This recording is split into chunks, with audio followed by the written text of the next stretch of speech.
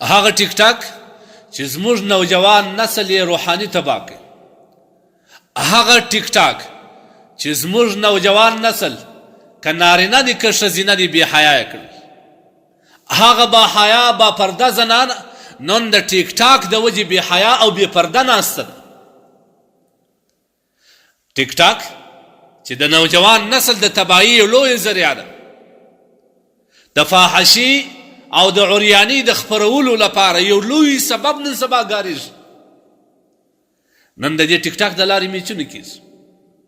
بدبختانه به وایم، په ډېر افسوس به وایم، د زړه د درده به وایم چې مقابله کوونکي دواړه مسلمانان دي. مقابله ګټونکی هم مسلمان دی او هم افغان دی. افغانان یو بل ته د دې بریا مبارکي وایي، د دې ګټلو مبارکي ورکوي، یو بل ته میټایانې ورکوي. په ډېر افسوس به وایم، تاسو به لیدلي وي که نه چې بله ورځ دا مقابله شروع، ورته ناست څو کسان وه، څارله څو کسان وه، در 4 لکه نه زیات کسان دې ته خالي ناست وه، د ټولو ډیټاوې خلاصې وې، دا ګټه چا ته روانه وه، دا وخت د چا ضایع کېدی، چیش میچ و، چیش ګټله وه، د چیش مقابله وه، کم قوت دې ښکاره کوئ ته. نن موږ تاسو پر کومه خوا راوالي؟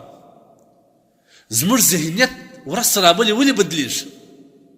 موږ د چا په لار روان؟ تاسو زموږ د نوجوانانو په اسلام کې د نوجوانانو تاریخ تاسو وګورئ. هغه ځوانان چې په اسلام کې تیر سوي دي، هغوی کومې کارنامې کړې دي، هغوی په کومو کارنامو باندې هغوی شجاعتمند شول، هغوی په کومو کارنامو باندې بریا ته ورسېدل او کومه کارنامه د دوی بریا بلل کېدل. تاسو لږ تاریخ وګورئ. هغوی د دین، د اسلام، د قرآن په خاطر باندې مقابلې ته وړاندې کېدل، د خالد بن ولید په شان باندې. هغوی د اسلام او د الله د دشمن په مقابله کې یو ماشومان چې نوي پر ځوانۍ باندې راغلي، د خپل ځان د غټولو لپاره به د ګوتو پر سر باندې ودرېدل او رسول الله صلی الله علیه وسلم څخه اجازه غوښته چې یا رسول الله موږ غواړو چې د اسلام لوی دشمن ابو جهل قتل. هغوی کارنامې دا وې، د هغوی شجاعت دا و، د هغوی مقابله په دې باندې وه، د هغوی مقابله د قرآن دپاره وه، د هغوی مقابله د رسول الله صلی الله علیه وسلم د ناموس په خاطر وه، د هغوی مقابله د کافرانو سره د اسلام او د الله جل جلاله د وحدانیت په خاطر باندې. نو په هغوی کې بیا خالد بن ولید، حضرت سیدنا سید الشهداء حضرت حمزه رضی الله تعالی عنہ، حضرت عمر رضی الله تعالی عنہ، حضرت معاذ رضی الله تعالی عنہ، معوذ رضی الله تعالی عنہ، او بیا د هغه وروسته دور کې د اسلام نوجوان نسل کې یو نوجوان د صلاح الدین ایوبی په نامه یاد دی چې بیت المقدس فتح کی او مسلمانانو ته امانت وسپارل داغه کړي. هغوی مقابلې ته وتلي، هغوی دغه بریا ګټلې وه، هغوی د مبارکي واړو. د هغه وروسته زموږ په مسلمانانو کې خاص کر په افغانانو کې احمد شاه ابدالي تاریخ پروت دی، د میرویس غزنوي تاریخ پروت دی. موږ تاسو په کوم ځای د محمود غزنوي تاریخ وګوره، د میرویس نیکه تاریخ وګوره. هغوی د شجاعت لپاره، هغوی د اسلام او د ملک د ګټلو لپاره هغوی کوم کارنامې وکړې، هغه د بریا کارنامې وې، هغه د ستایلو کارنامې وې. نن زما یو افغان، یو مسلمان د ټیک ټاک په مقابله کې بریا ته رسېدل دي او کوم حالات دی. هغه ټیک ټاک چې زما نوجوان نسل یې تباه کړي، هغه ټیک ټاک چې زموږ به حیا خوندې یې نن بې حیا کړلې، نن پر هغه باندې موږ مسلمانان هم ورته د تماشایانو په شکل کې ناست یو او موږ هم څارو او سپوټوو یې هم. په دې 2 غانټو کې 15,45,000 ډالر وګټل شول. د چا د جیب ولاړې چا یوړې، په دې ته یې پوهېږي ولې تر ابده پورې موږ دا رقم ولی شیطان نفس پر موږ باندې دومره مغلوب دی چې باطل نن موږ ته حق ښکاري، که پر دې باندې یو عالم موږ ته بیان کوي هغه موږ ته بد ښکاري چې مولوي صاحب ته ولې زما په شخصیت کار لري. دا خو زموږ ذمه داري ده. نبی کریم صلی الله علیه وسلم به بار بار دا دعوت کوي. یو وخت به الله جل جلاله په زړه د رحم اوبه تېرې کړي. قرآن کې الله وایي وذکر فإن الذکرى تنفع المؤمنین. بار بار یې ورته ووایه په زارۍ باندې په خواستۍ باندې. دا کسان ګوندې خدای یو وخت د الله لوري ته متوجه سي توبه وباسي. په یوه شپه باندې 5,00,000 نه زیات 5,50,000 ډالره دا د مسلمانانو د جیبه ووتلې. ټیک ټاک کمپنۍ ځان ته یوړې نیمۍ او نیمې هغه ډم ته ورکړې. دا کوم مقابله ده؟ دا کوم جنگ دی؟ دا کومه بریا ده؟ آیا موږ د الله سبحانه وتعالی څخه نور نه بیریږو؟ دا مسلمان نن کوم حال ته ورسېدی؟ یو خواته عراقي مسلمان دی، بل خواته افغان مسلمان دی، د هغه خوا تماشایان هم مسلمانان دي، د بلې خوا د تماشایان هم مسلمانان دي. دا مسلمانان یو در بله په مقابله سره اخته دي، مشغول یې کړل یو در بله. کافران خپل هدف ته ورسېدل، ګټه یې کافر وړي، ګټه یې کافر وړي. 2.5 لک ډالر کافر یوړي. زه نه وایم چې دا په چا باندې باید مصرف شوی وای. دا هر مسلمان اوس د غونې عالم دی، هر چا ته د غونې خبر رسېدلی دی چې مستحق نن سبا د پیسو څوک دی. یو طرف ته د دنیا د مظلومو مسلمانانو حالات موږ اورو ګورو، د هغه تماشایان 4 لکه نه 4,000 نه 40 کسان نسته. په هغه باندې زړه خوږونکي زړه دردونکي کسان ډیر کم دي. او د یو فحشا میچ د ګټلو دپاره 4 لکه 8,000 کسان آنلاین دي متوجه ناست دي او پر هغه باندې پیسې شیندي. آیا دا د مسلمان کار نه باندې؟ آیا دا د مسلمان سره ورته کار دی؟ یو کافر ولې نه سره وړاندې؟ ولې دواړه مسلمانان سره جنګېږي؟ دا خلک زموږ ستاسو فکرونه معلوموي، دا خلک زموږ ستاسو جج اخلي، امتحان اخلي چې موږ در کوم حاله پورې په کوم حالات کې. نن د یو ناروا، نن د یو فحشا د خپرولو لپاره کوم کسان چې ناست دي د هغه سپورټ دومره په عامه کېږي، لیکن مظلوم مسلمان چې هغه په وینو کې لامبې هغوی باندې موږ ټول خاموش ناست، هغوی ته زموږ امداد نه رسېږي. مه کوئ د الله په خاطر د تواب د الله عذاب ته دعوت مه ورکوئ. قرآن کې الله وایي زه تاسو ته عذاب څه کوم چې در کوم؟ که تاسو زما بندگان سي، شکرګزاره سي، الله تبارک وتعالی وایي زه به نور در باندې زیات کړم. تاسو په خپل اعمال باندې د الله و عذاب ته دعوت مه ورکوئ، د خدای دپاره مې ورکوئ. دا هم د الله عذاب دی چې الله څه در کړي دي تا د الله په نافرمانۍ کې وشیندلې. نظر بن حارث د نبی کریم صلی الله علیه وسلم د مجلس څخه به صحابه کرام رضی الله تعالی عنهم چې به روان وه، نور کسانو چې به هڅه دا کول چې د نبي علیه الصلوة والسلام مجلس ته ورسي، د محمد صلی الله علیه وسلم مجلس ته ورسي، نظر بن حارث به ډمانې ورته راوستلې رخصولې به، یا به د اسفندیار رستم کیسې به د الله د دین څخه به خلک په دې راګرځول. نن تا د ټیک ټاک د لارې خلک د الله تبارک وتعالی د بندګۍ د الله جل جلاله د دین څخه د قرآن د هدایاتو څخه د قرآن د احکامات څخه تا راګرځولې. سبب یې ته مه کوه، د خدای دپاره بس که بله. انسان دپاره دوی فرشتي سهار چې راشوه سي دا نری وي یا باغی الخیر اقبل یا باغی الشر اقصد.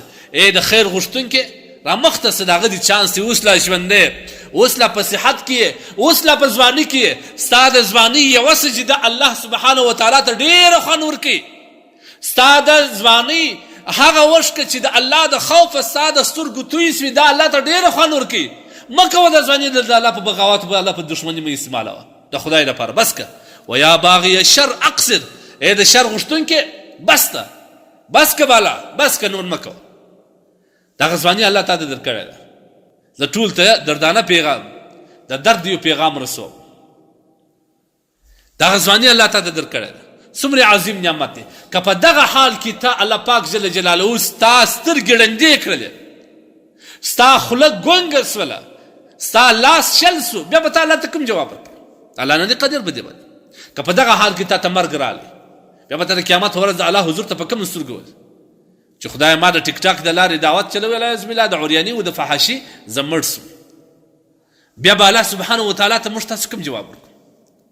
ځکه نبي کریم صلی الله علیه وسلم د هغه مسلمان نوجوان قوي ستاینه کړې ده، المؤمن قوي خیر من مؤمن ضعیف. هغه مؤمن چې هغه قوي وي هغه د ضعیف مؤمن څخه ډېر ښه دی، لیکن د هغه په دې ښه دی چې قوت یې د الله په دین کې استعمال شي. هغه خو په دې ښه دی چې قوت یې د الله په عبادت کې استعمال شي. هغه دا به دې ښه دی چې د هغه ځواني د خدای جل جلاله په عبادت باندې ولګېږي، د هغوی مال د الله تبارک وتعالی د پاره د الله په لار کې ولګېږي، نو دغه خیر دی. لیکن موږ ځوانان نن په کوم خوا کې دي؟ دا خپل ځواني خو دې غنیمت کړه. حدیث کې راځي نبي کریم صلی الله علیه وسلم فرمایي اغتنم خمسا قبل خمس. 5 شیان خو غنیمت وبوله، د 5 شیانو څخه مخکې. اول الله ژوند درکړی دی، دغه ژوند د آخرت د جوړېدو یو ذریعه ده. د دنیا د ګټلو لپاره مه وی ګټه حلاله وګټه، دا هم عین عبادت دی، لیکن په عریاني طریقه باندې په فحاشي باندې د مسلمانانو نسل د خرابېدو دپاره چې ته کومې پیسې ګټې دا ستا آخرت تباه کوي. د خدای لپاره بس که لږ سوچ وکړه، لږ سوچ وکړه. ماښام بېدېږه په خپل ګریوان کې، خو لږ سوچ وکړه دا ستا زندګي څومره قیمتي ده. دغه زندګي ته سوچ وکړه د قیامت په ورځ چې ته د الله حضور ته ورسې، الله سبحانه وتعالی چې ستا د ژوند پوښتنه وکړي چې په چیش کې دې تېره کړه، ته به څه ورته وایه چې خدایه ما د ټیک ټاک په بېحیایي کې تېره کړه، ما د ټیک ټاک د لارې مسلمان با پرده خوندې بې پردې کولې، د هغوی سره مې داسې خبرې کولې چې مېرمن یې د خپل خاوند سره ولاکه کولی شي. پر ما ځواني پر دې باندې تېره شوه. دا ټیک ټاک د لارې تاسې به اورېدلي دا دوه انسانان په کم حالت کې خبرې سره کوي. دا د یو نامحرمې ناولدې ښځې سره چې د روسې سره لیدل اول ملاقات د کیمرې د لارې وشي او په کوم الفاظ باندې وشي. دا دواړه د خدای تبارک وتعالی بندګان نه دي، دا د الله نه نه بیریږي، دا په دې وخت کې د دې مرګ نه بیریږي. په دې وخت کې چې الله پاک دې ته مرګ راولي، دې د خدای تبارک وتعالی ته په کم حضور کې ورځي، د رسول الله صلی الله علیه وسلم او مخې ته به کم مخ باندې ولاړې. څومره بې وفا امت دی دا. هغه نبي چې ما او تا دنیا څه کوي، ما او تا د ملا د پلار د ملا اوبه ته لا نو راغلي، د پلار په ملا کې لا نو. هغه نبي زما او ستا دپاره ژړل امتي امتي ناربي وایي. هغه نبي چې د قیامت په ورځ به انبیا دا تمنا کوي چې کاشکې موږ نبیان نه وای، د محمد رسول الله امتیان. هغه نبي چې د قیامت په ورځ شفاعت کوي. نن هغه بدبخت امت د دې خپل نبي سره کوم وفا وکړه؟ خپل نبي خو یې دعوت د دین کوي، خپل نبي خو یې د دین دپاره وینې توی کړلې، خپل نبي خو یې د دین د اشاعت دپاره ملک پرېښوي، خپل نبي خو یې د دین د اشاعت دپاره هجرتونه وکړل، غزاوې وکړلې. نن هغه امتي چې د رسول الله صلی الله علیه وسلم امت بیا ځان بولي، لیکن نن د دین دپاره د کم وکړه؟ نن د دین د خپرولو لپاره که د بېحیایي د خپرولو لپاره د هڅې راوړل کړي. ولې موږ داسې نه پوهېږو؟ د خدای دپاره بس کړه. حیاتک قبل موتک، ستا زندگی د مرګ نه مخته غنیمت وبوله. صحتک قبل سقمک، ای د الله بنده ښایسته ځواني خدای درکړې ده، ښه زندگی لرې، ښه ژوند لرې، دغه زندگی دې مخکې غنیمت وبوله، دغه صحت دې غنیمت وبوله. سبا به د کینسر په مرض اخته مخ به دې ټول ننوتلي د ډنګرتوالي څخه، داسې به عاجزه پروت دی. هغه وخت به بیا تا ته په څه اوف اوف بیا په ښه نه درځي، هغه وخت به بیا افسوس تا ته په هېڅ ښه نه درځي. یا به خدای نه خسته فالج مرض در باندې مسلط شوی، لاس و پښې و خوله به دې کار نه کوي، بیا به څه کوي؟ بیا به دې د حسرت او د افسوس اوښکې تویېږي پر مخ باندې. یا به پروت وي په داسې خطرناکه مرض به مبتلا یې چې نه به د الله جل جلاله دپاره عبادت کولی سي، نه به سجده لګولی سي، نه به بل خیر و خیرات کولی سي، داسې به ناامیده پروت. اوس الله صحت درکړی. دریم شی نبي کریم صلی الله تعالی علیه وسلم فرمایي وشبابک قبل هرمک، ځواني الله درکړې، څومره ښایسته ځوان ټک ټکران ته وګوره، څومره ښایستې ځواني الله ورکړې. دا په چیش کې تا مصرف کړه. د قیامت په ورځ د الله په حضور کې ستاسو دا پوښتنه هم کېږي، ما خو تا ته ښایسته ځواني درکړې، فیما افلا، دا ځواني دې په چیش کې تېره کړه، په چیش کې سپین ږیرې شوې، ته به کوم جواب الله ته ورکوې؟ ته به الله ته بیا کوم جواب ورکوې؟ ته جواب لرې؟ موږ کوو د خدای لپاره.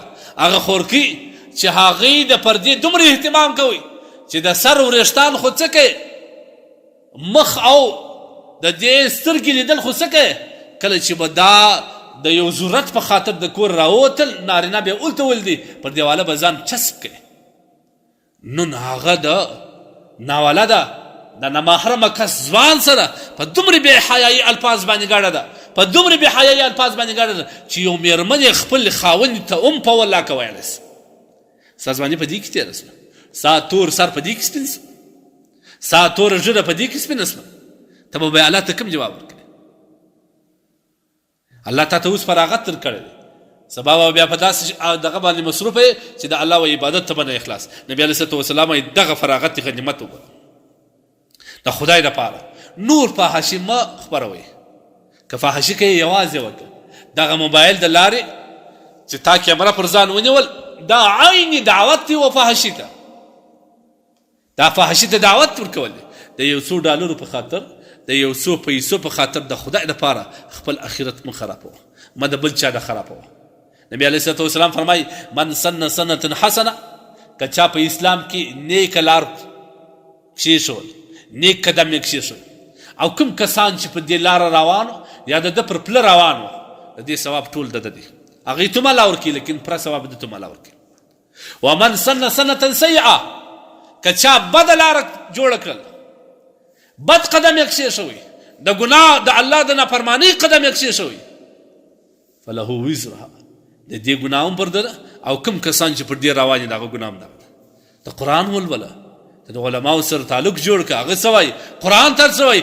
ان الذین یحبون ان تشیع الفاحشة فی الذین آمنوا، هغه کسان چې په مؤمنانو کې فحاشي خپروي، الله تبارک وتعالی وایي په دنیا او آخرت کې د دې کسانو لپاره د دلک عذاب دی. مه کوئ د خدای لپاره.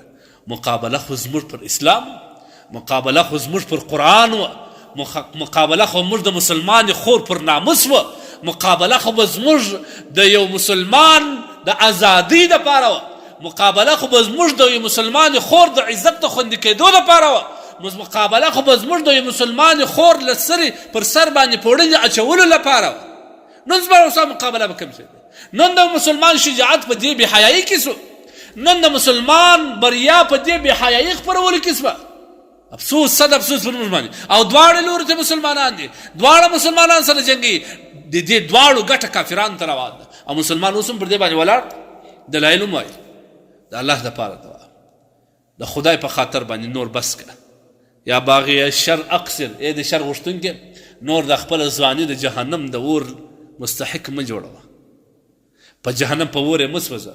الله ته توبه وباسه، الله غفور و رحیم ذات چې هر څومره ګناوې دې کړي الله ته متوجه سه، الله یې بخښه. الله پاک جل جلاله ته توبه وباسي. دغه د ځوانۍ توبه، در جوانی توبه کردن شیوه پیغمبري. په جوانی کې توبه کول دا د پیغمبرانو شعار دی. کله چې هغه لیوه ضعیفه سي، کمزوري سي، نو بیا رمې ته وایي چې څو ته وایي چې موږ ستاسو بالا روغه ده.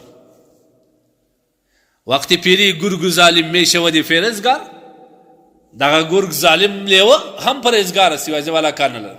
لیکن در جوانی توبه کردن شیوه پیغمبري. په جوانی او ځواني کې عبادت کول، اوښکې تویول، دا د پیغمبرانو شعار دی، دا د کامیابو خلکو کار دی، دا د جنت د مستحقینو کار دی، دا د رسول الله صلی الله علیه وسلم د امت کار دی. عائشہ رضی الله عنها فرمای نبی علیه الصلاه والسلام به د شپې دا رقم ژړل لکه د نبی کریم صلی الله علیه وسلم د سینې څخه به داسې اوازونه وتل لکه کټو چې پر اور پرتی او یشي. د دې جوش سره کم اوازونه د نبی علیه الصلاه والسلام د زړه څخه، د نبی علیه الصلاه والسلام د خولې څخه به داسې اوازونه وتل او ژړل به چې ما غوږ به نږدې کړي د امتي امتي نارې به وایي. نن بدبخت امت پر کومه لار روان دي؟ نن موږ امتیان پر کومه لار روان دي؟ او اوري دا د اخر زماني علامه ده. نبی علیه الصلاه والسلام په اخر د زمان کې به لا تقوم الساعه، در هغه ساعت به قیامت نشي قایم حتی یظهر الفحش، تر څو چې فحاشي ښکاره نشي، عیانه نشي، اوج ته ونه رسېږي، در هغه ساعت قیامت. نن موږ وینو په خپل سترګې وینو. چا وایي چې زما مسلمانه پښتنه خور دي دا رقم بې حیایي الفاظ باندې ګاډی؟ نن ما ورته ویل مه کوئ د خدای دپاره. هغه کسان چې په دې لارې اخته دي هغوی ته دعوت ورکړئ، هغوی سپورټ په دې کې چې د آخرت لوري ته متوجه کړي. نور په بېحیایي باندې د هغوی سپورټ مه کوئ، هغوی نور مه په دې باندې اماده کوئ د الله دپاره.